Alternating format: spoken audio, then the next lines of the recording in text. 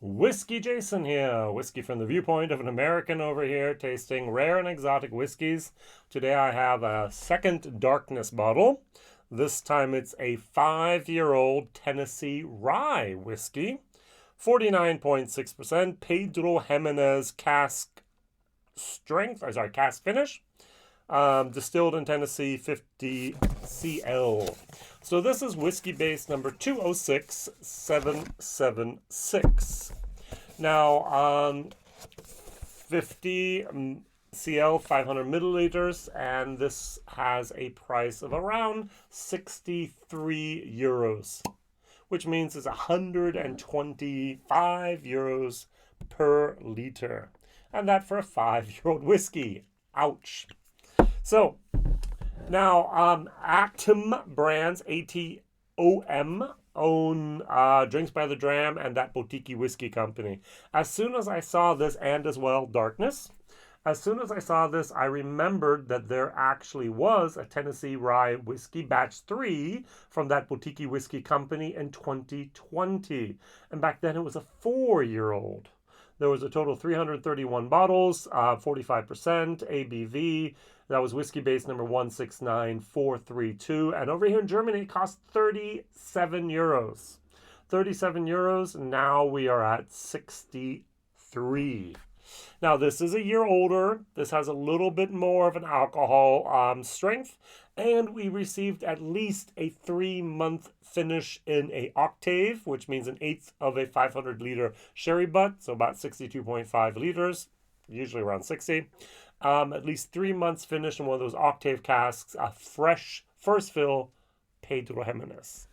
Now, what am I going to compare it to? I'm going to compare it to one of my favorites, Jack Daniel's Rye, Tennessee Rye.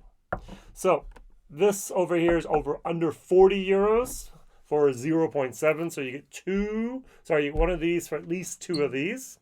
Now, I like this bottle a lot. At the moment, I am doing a mega blind rye whiskey challenge with my community. What does that mean? That means that we took 18 different bottles of rye whiskey. I'll tell you what they were. We had Sazerac rye, we had Woodford Reserve rye, Jim Beam rye, Cavol rye from Chicago, Michter single barrel rye, Sagamore Spirit rye, George Dickel rye, Jack Daniel's single barrel rye, High West double oak rye, Minor Case Sherry Cask Finished, Bullet 95 Frontier Rye, Journeyman Not a King Rye Whiskey, Rittenhouse Rye, Knob Creek Rye, Rossville Union Straight Rye, the 47%, Baconas Texas Rye, Few Rye, also from Chicago, and Catoctin Creek Roundstone with 46%, the Distiller Selection from Virginia. And we did 3 preliminary rounds, and the best 2 advanced in the finals. So Rossville, Rittenhouse, Bullet, Jack Daniel's, Sazerac, and Sagamore all advanced. Now, in about 2 weeks, we will actually have the finals, so I don't know if this wins or not. I think this is the top contender. We'll see. But that's actually interesting. I have about 40 people in my community tasting along with me, voting, and actually it's not my opinion, it's actually our opinion of what's going on, and that's kind of really, I think that's kind of cool, to be honest.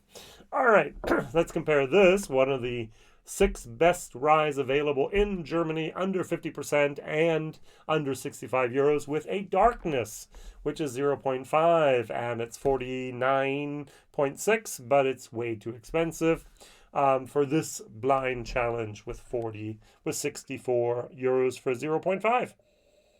Now, on the nose, there is a richness. There is that jam, that plum jam, those little bit of raisins. It's got a thickness and a sweetness to it. There is a little bit of a spearmint moment going on here as well, a little bit of mintiness. The rye is less evident and the sherry is more evident on the nose. No real problem with the alcohol at all. A little bit of a red licorice moment. and a tiny bit of a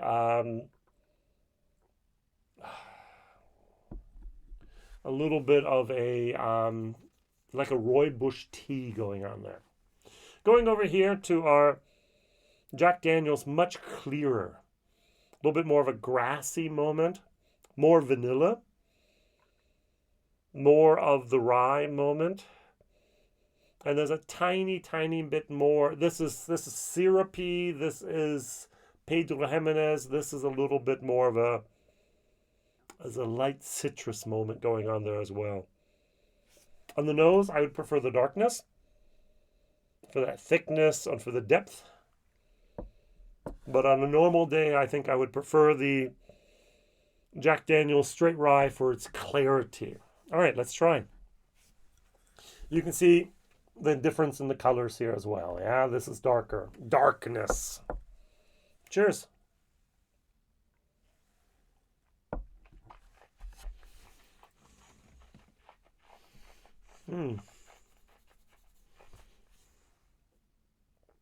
It's interesting. The rye and the Pedro Jimenez don't really jive.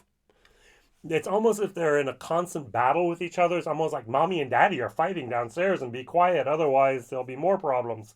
There's no harmony whatsoever. Now, towards the end, the rye gives up, and the Pedro Jimenez more or less takes over towards the end and gives you this thick, succulent, a good big word here, thick, did I say thick twice? Yeah, rye, I'm sorry, this thick Pedro Jimenez finish. It's almost like, can I say burnt corn syrup? So it's not maple syrup.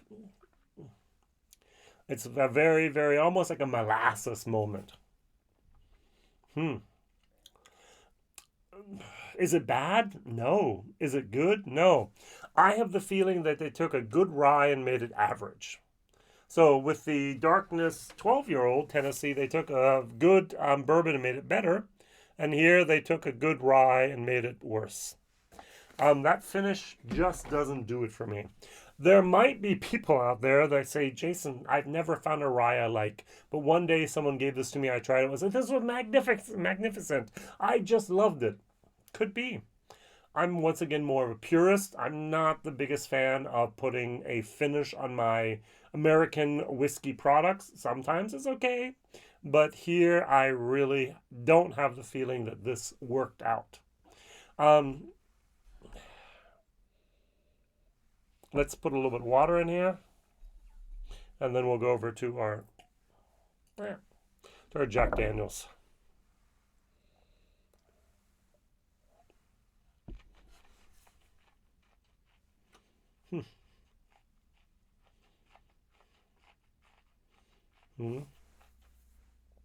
It really is interesting that sometimes water will give you more viscosity. I had the feeling that the whiskey actually had more thickness there. As I said, there's no harmony. There's fighting going on here. There's an argument that's getting louder, and then at the end, the rye just kind of gives up and says, "Okay, good, Pedro Jimenez, I'm gonna be quiet now and sulk in my corner, and you can do what you want to." A development psychologist would just love listening to me right now. Deep insights here. Yeah, that's a C-. It's not bad, but it's not good. Value for money, definitely D-. I would not pay 65 euros for this bottle ever again. I would give it to someone that hopefully liked it and say, here, good riddance. This is not something I'd waste my time on. The Jack Daniel's, on the other hand. So Jack Daniel's single barrel rye costs at the moment 42 euros. You can get it for $39.90 still, but it's, let's say, 42.